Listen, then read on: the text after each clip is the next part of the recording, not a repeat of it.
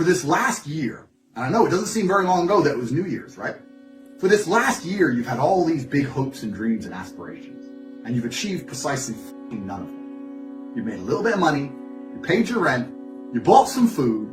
With your spare money, you bought a bit of Bitcoin, praying for it to go to, I don't know what you guys even need to go to be rich. You don't even have a Bitcoin, so you've done nothing. You call your year successful because you've managed to eat and pay your rent the whole way through. Congratulations.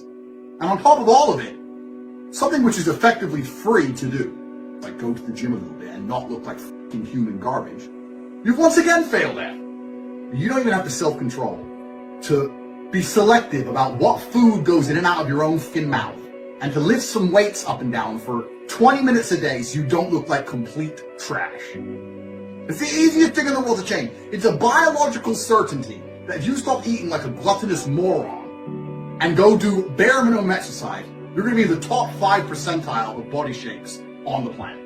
And you haven't even managed to do that. And I hope that next year things are different. That your brutally mundane existence is blessed with blossoms of excitement. I hope you get to live with some adrenaline. I hope you tell your boss to get food. I hope you get to live the life I get to live every single day. For even a week of the 52. To see how gorgeous life is from outside the matrix. I really hope you get to do that. You are only going to be successful if you turn up and you work every single day. God could give you a plan and said you can have everything you've ever desired if you follow this plan. If you quit halfway through the plan, you're not going to have what you desired. God himself cannot turn a quitter into a somebody. The universe will conspire to help you. The universe will literally break its own rules, break the laws of physics, and the molecules and atoms around you will all get into perfect alignment and conspire for you to pull off some enormous, near impossible victory if you dedicate yourself to something. The universe will not give up on you if you do not give up on the universe. The problem is you keep saying you're going to do something.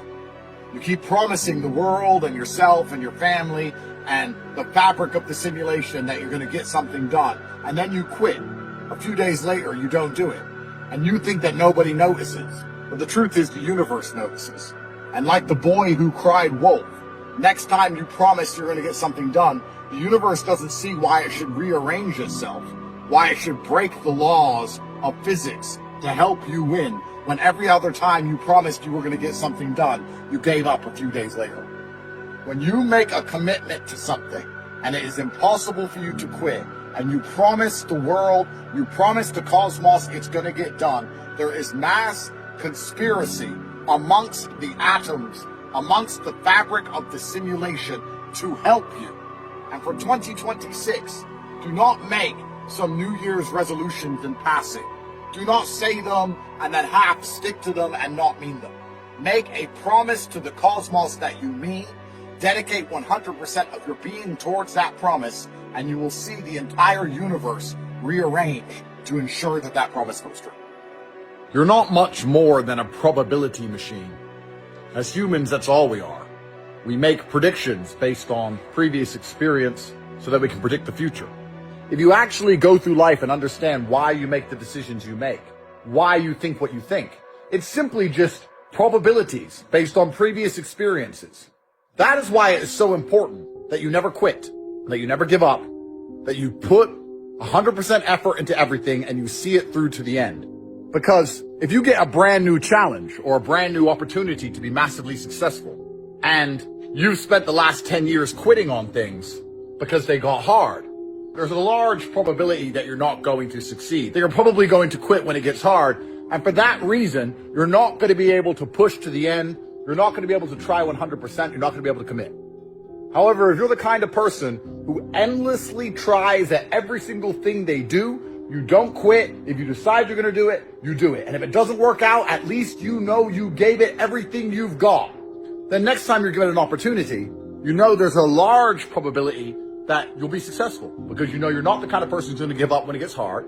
You know that everyone else is going to give up when it gets hard and leave only the real G's left, and the real G's are the ones who collect the money. You must program yourself to the point where you understand there is a 100% probability that you are going to give your all. Because once you do that, opportunities look different. They no longer look risky. They no longer look difficult. They no longer look hard to do. It's simply a matter of sitting there going, well, that's an opportunity. I can make a whole bunch of money with that. That looks like it's going to be tedious. It's going to take a lot of time and energy. Most people are going to quit, but I don't quit, so I'm going to win. Once you start winning, it's so easy to keep winning because you've won and you know that you can do it and you believe that you can win again. There's a good chance you can win again because you've won before. It's only hard to win the first time. Once you've won, once you've given 100% of yourself to something and pulled it off, then you know it is very likely to happen again. If God put a diamond in your path, would somebody have to motivate you to go and take that diamond, or would you understand, I want that diamond? Now, the reason you want it is because it's right in your path and it's easy to acquire. If the diamond's on top of a mountain, now a lot of people are going to quit. You should be excited by the idea that you get to climb a mountain because it stops anyone else trying to get that diamond.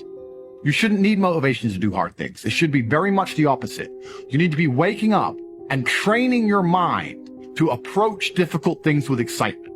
The human spirit finds a degree of solace in achieving and completing difficult tasks. The reason you're so desperate to be rich is not to own things. It's because it's hard and it's because other people can't do it. If everybody else was rich, you wouldn't want to be rich. The reason you want to be rich is because it's hard. That's how it works. If the video game was easy and you could start with all the best characters and all the best attributes, you wouldn't even want to play the game in the first place. You only enjoy games that are difficult. Sometimes you lose, sometimes you win. And when you finally win, you feel a sense of achievement. You should start to train your mind to be happy that it's hard to do these things.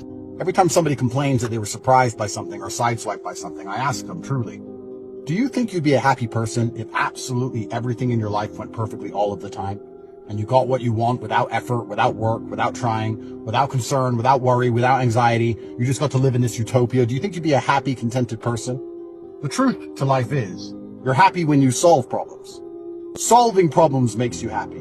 And if you need to solve problems to be happy, you need problems in the first place. I have a far more difficult life than most people who are less happy than I am. And people say, oh, well, you're happy because you're rich. No, I'm rich because I'm happy. Because if I wasn't capable of dealing with all of this stress, all this garbage, if I couldn't deal with all this, I wouldn't be able to make money. So I'm not happy because I'm rich. I'm rich because I can stay happy irregardless of the things that happen to me. And I can do that because I can control my own mind. I decide when I'm happy. If I were to say to you, you can make $10 million if you dig a hole deeper than your competitor across the next 12 hours, you shouldn't be asking me for a special shovel. You shouldn't be asking me to cheat. You should say, is it going to be fair? If he doesn't cheat, I can beat him by sheer will. Because in a fair competition, quite often it is sheer will. It's the capability and ability to endlessly try which will be the deciding factor. All you need to do is believe in yourself, believe in your capabilities, believe in your dedication, and you will win. They talk about average. Hey, I'm just a normal guy. The normal guy's a fucking loser. If the average guy and me want the same pussy, guess who's getting it? And that girl, when I get it, she will share me with other women, and she'll do anything I say. When the average guy gets it, he has to give up his whole life to keep her. How potent you are as a man directly correlates to how much time you have to dedicate towards nearly anything. Doesn't matter what it is, right?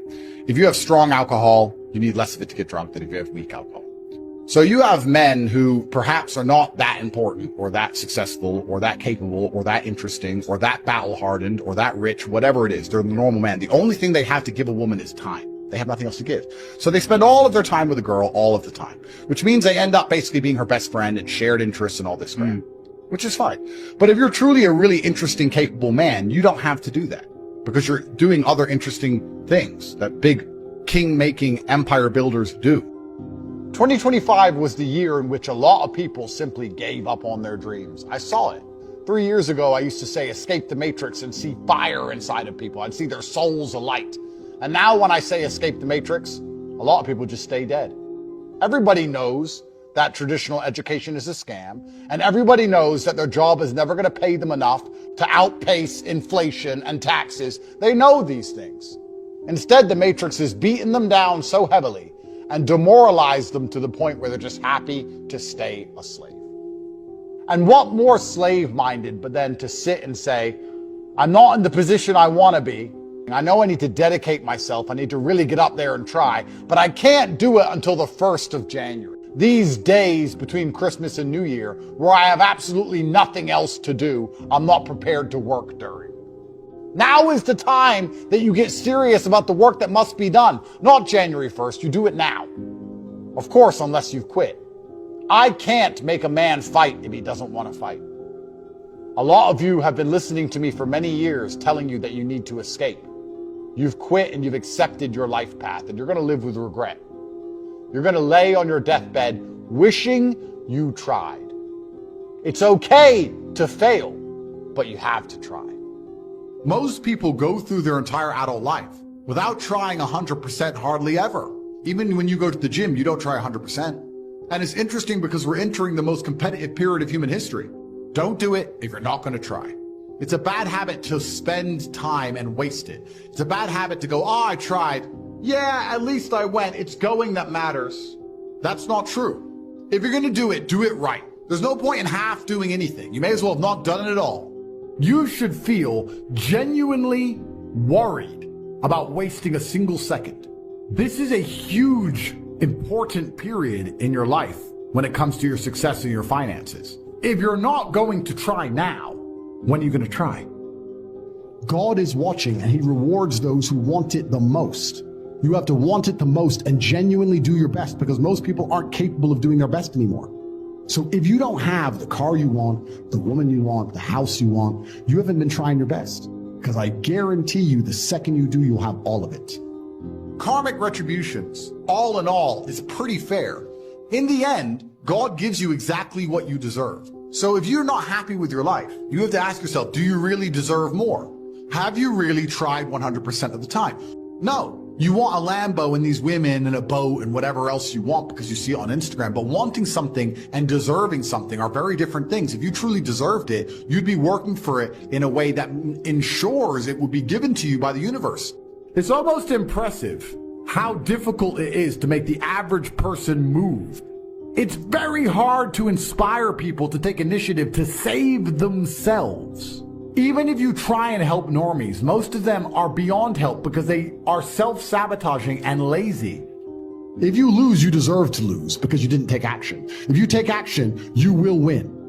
War is certain for all of us. We're all fighting different battles. You can either suffer the intense pain it requires to become a somebody, or suffer the intense pain of being a forever nobody. Discipline or regret. Those are the only two prices life ever charges. You will pay now with focus, sacrifice, and consistency, or you will pay later with guilt, excuses, and what if. Discipline hurts, but it hurts once. Regret hurts every day. Every time you hit snooze, every time you quit early, every time you choose comfort over commitment, you are making a silent decision about the future you're going to live in. Nobody escapes the bill. Life collects from everyone. Discipline is waking up when you don't feel like it, showing up when no one is clapping, doing the work when results are nowhere in sight. Regret is watching other people live the life you wanted. Regret is knowing you had the chance and wasted it. Regret is realizing time ran out and you ran from responsibility. Don't wait for motivation. Motivation is emotional. Discipline is spiritual. It's the ability to obey your purpose even when your feelings rebel. God will not reward intention. He rewards obedience. He rewards consistency. He rewards those who endure. The pain of discipline builds pride, strength, and self-respect. The pain of regret builds shame, bitterness, and excuses. Years from now, you will look back at this moment. You will either thank yourself for staying disciplined or hate yourself for quitting. Choose your pain wisely, because discipline is temporary, but regret is forever.